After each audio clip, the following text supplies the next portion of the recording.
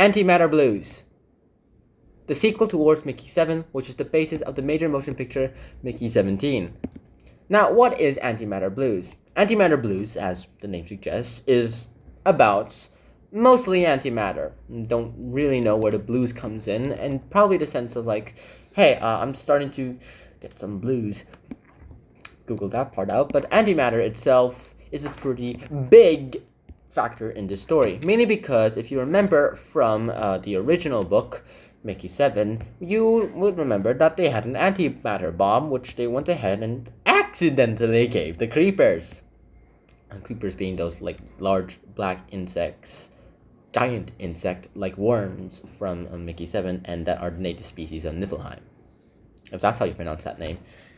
In Antimatter Blues, we get the sequel towards what Mickey 7 left off, so we do get a time skip of 2 years. Within those 2 years, Mickey seems to have just been doing whatever he is capable of doing.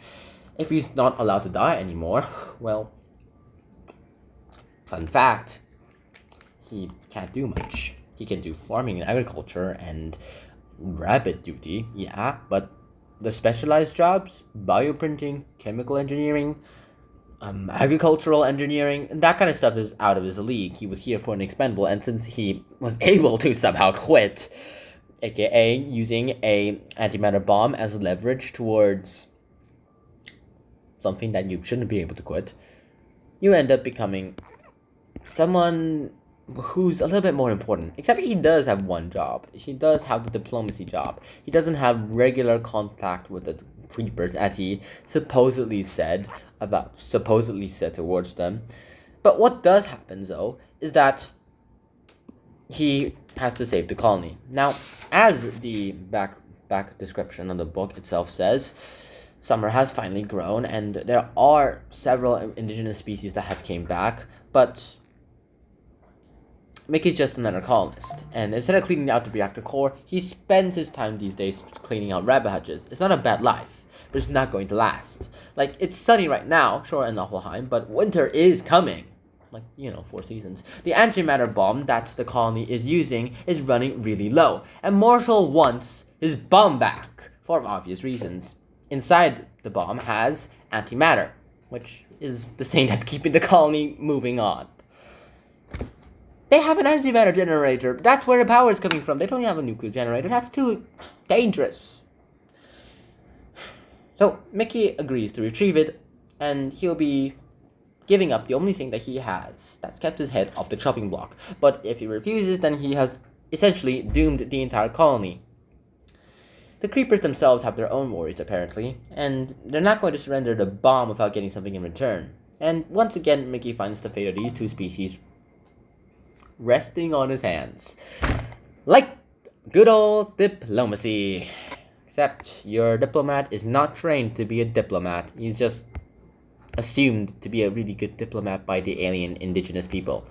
And he, for some reason, acts like it. The thing about Antimatter Blues, though, is everyone is counting on the dude. Like, unlike the last book where it was talking about trust and lies, and who do you trust, who do you know is lying, who do you know is actually going to do what they say, who do you know is actually going to do stuff. Well, Antimatter Blues themselves went ahead and essentially put that into a way larger perspective. Now that the ethical issues of Mickey's existence, resetted existence, is out of hand now, because, he's never going to be reset anymore.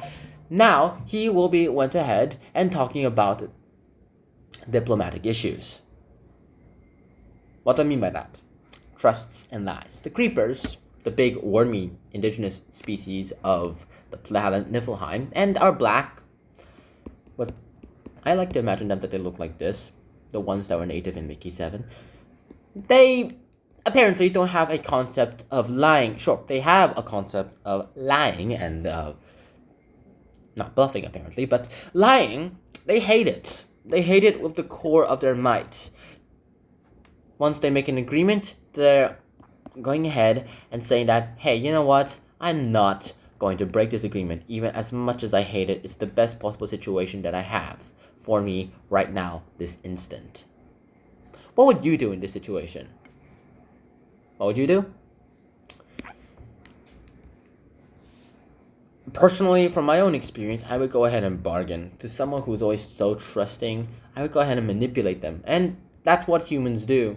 We humans have went ahead and manipulated people for centuries. On old Earth, we went ahead and sent all armies to go ahead and fight and destroy a large amount of the force, if not annihilate completely, before the real force comes in and finishes the job up, resulting in them winning the war and their ally resulting with nothing except their pitiful destruction.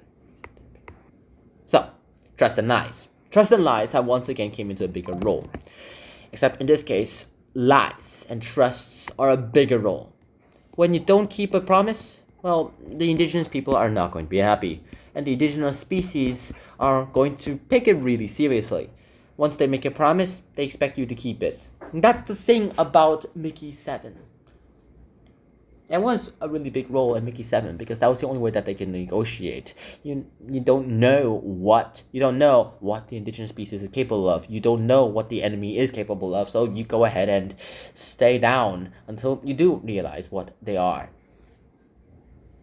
And if you do lie, they're gonna say, "Hey, you know what? I'm gonna go ahead and stop this agreement, and I'm gonna go ahead and annihilate you." Apparently, these guys are somewhat of a cyborg. You can see where the mechanical and the biological end, but they still have souls. They still have minds, not as the minds of us humans. They have a sense of group and things, but not exactly a hive mind either. There's no hive mind in the creepers, as we saw in Mickey 7.